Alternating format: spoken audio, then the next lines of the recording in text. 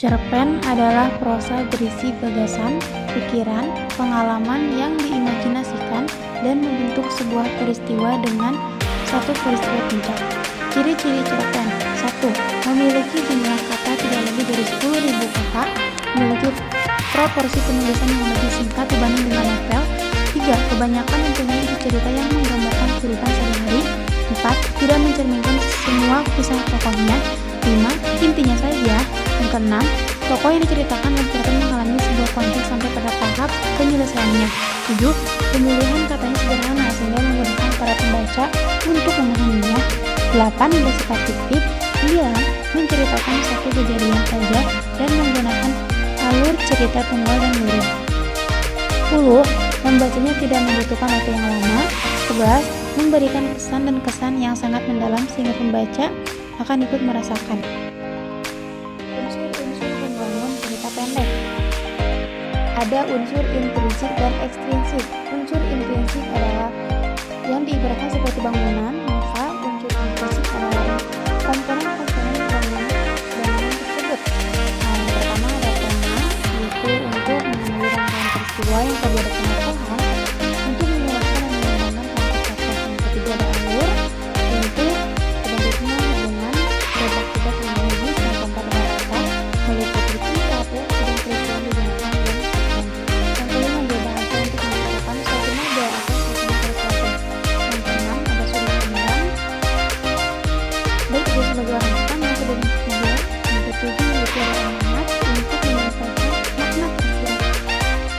Terus ada juga unsur ekstrinsik. Unsur ekstrinsik adalah unsur yang berhubungan dari luar.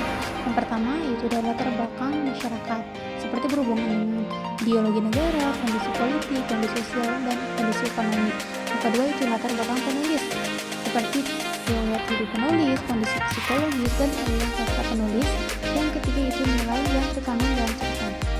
Nilai yang terkandung unsur intrinsik adalah nilai agama, nilai sosial, dan nilai lain-lain. Struktur dan kaidah teks cerita pendek. Struktur terbagi menjadi 5. Yang pertama, pengenalan situasi cerita. Dalam bagian ini, pengarang memperkenalkan para tokoh, menata adegan dan hubungan antar tokoh. Yang kedua, pengungkapan peristiwa.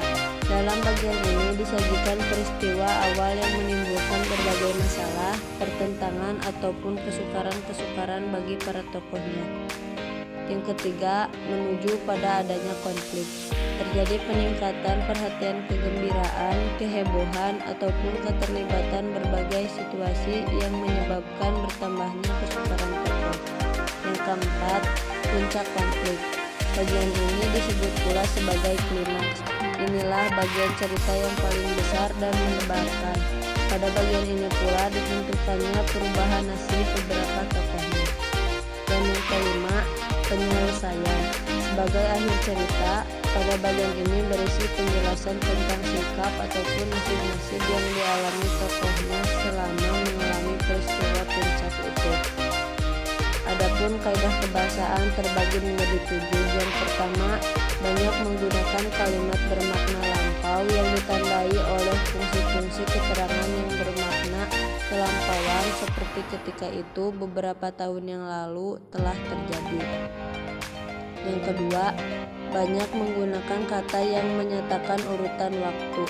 Yang ketiga, banyak menggunakan kata kerja yang menggambarkan suatu peristiwa yang terjadi. Dan yang keempat, banyak menggunakan kata kerja yang menunjukkan kalimat tidak langsung. Dan yang kelima, banyak menggunakan kata kerja yang menyatakan sesuatu yang dipikirkan atau dirasakan oleh tokoh. Yang keenam, menggunakan banyak dialog. Yang ketujuh, menggunakan